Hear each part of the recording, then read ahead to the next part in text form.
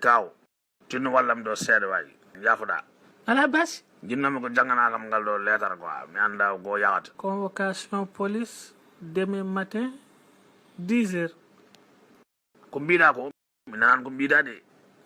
elle ko non winda ko non tigi convocation police demain matin 10h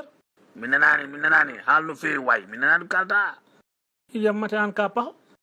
mbimami ya noto police ka piedera ma rono ma wona ka bandi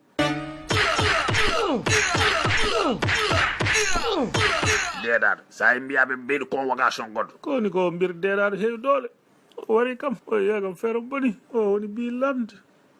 hay bamam sukaɓe par won ko dañɗa seeɗa de docteur o pinguima wona min hanki no kodmi galle tan tawmi ko courant amen no kuppa min gay mbiyatnomi ko tan somi ari hannde so tawi aɗa wawi min wallude wonko moftuɗa seeɗa kam balla min emen jooɓa courant ko kottini kam e courant mon kuppade ana waɗa ko barke min fittaɗam no heɓre kuppere aɗa haala kam haala kora kuppade aɗa reeda wayani yo mayde morñiti holi mbabba reedaɓe cofde e miira momi hela to dawno ko min sofiyan min tawi duul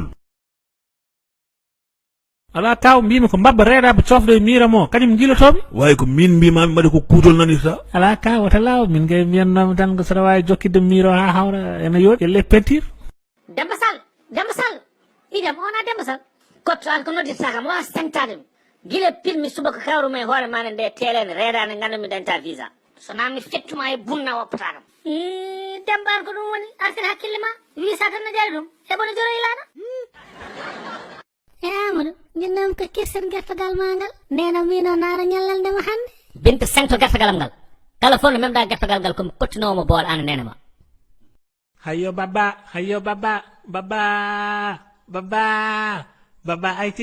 baba ayti samma yo moyo bañu galna baba jom pay baba yehi arti hayyo ma baba sukkanam galama way je t'emmerde mbaɗa waɗa refule mbiya baba sam mariam kotel kono way sukkanam suuram